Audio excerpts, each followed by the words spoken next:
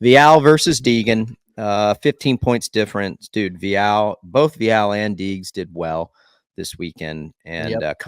coming back. You can see the points right there. Deegs is 15 points back. Pierce Brown is mathematically eliminated for that title. Let's answer a question. M. Miller 141.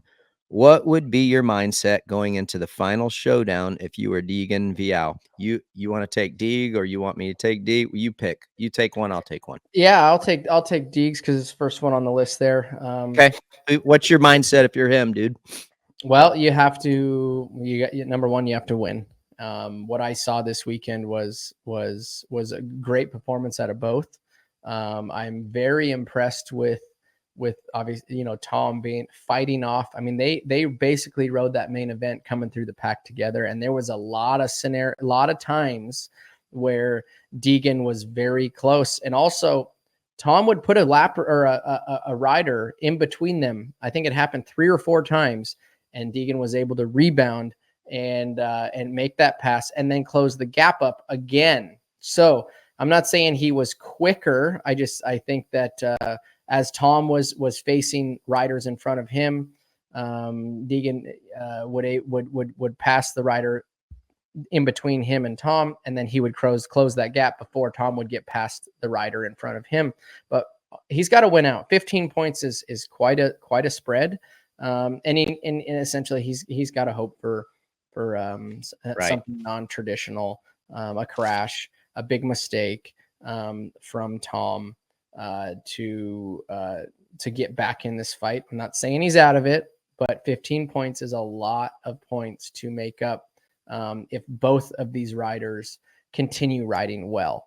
I don't see it happening unless there's something catastrophic that happens to Tom. Got it. If I'm Tom Vialle, I love these questions, by the way. I don't know if you do, RV, but I like these, like, what would we do? What would you do? What would be your mindset? More than I like the questions of what my opinion is on a certain matter. But if I'm Vialle, I am going to go to Salt Lake. I'm going to know exactly, number one, where I need to finish if Deegs is winning. And I'm gonna have a breakdown and a full rundown of where I need to be given certain circumstances. Yep. Then from that point, it's business as usual. I'm not going to take any unnecessary risks. If someone is doing a gnarly rhythm lane, I'm not going to do it if I know I can't do it every lap of the main event. And I'm going to make sure I'm 100% comfortable. Then from that, I'm going to take it, like lap by lap. I'm going to go for the whole shot. I'm going to try to win my heat race.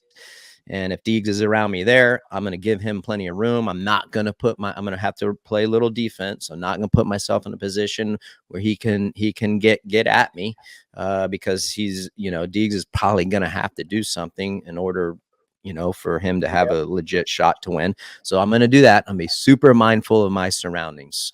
That's going to be my game plan. Then in the main event, I'm going to go there. Same thing. I'm going to go. If the win is there, I'm taking it. If Deegan is anywhere around me, I might let the guy go in front of me at that point because all I have to do is just be right there behind him. Yep, and I'm the champ. And I'm going to be extremely mindful of my surroundings. I'm not going to get up. I'm going to do my best to not get caught up in anyone else's battles. I'm going to be mindful of the other teammates that on Deeg's teammates also. So that's kind of my check down list, and that would be my my game plan. I do want to say this is like I feel like the media and a lot of us build this narrative of what's Deegan going to do? Is he going to take cheap shots? And I feel like he played it perfectly this weekend. He didn't do what I think a lot of people were expecting him to do or had some assumption that he was going to do something. And he was extremely gracious on the podium. Although, I didn't go out there and win, it sucks, obviously, but it was a good race coming from the back and a good speed out of me and Tom. We had fun out there. I gave him a wheel every here and there, but he's a tough opponent, and I have respect for him. And his respect level that he has for Tom, I think that from a fan's perspective, I think I'm not saying that he did this on purpose, like as far as like his performance on the track, but saying what he said, that was cool to listen to what he had to say and the respect he showed for Tom on the podium, I think. Hi, folks. Lee Diffie from NBC Sports here. If you truly enjoyed what you just watched, you can get more news, interviews, and highlights by subscribing to the Motorsports on NBC YouTube page. You can get it all, so go for it.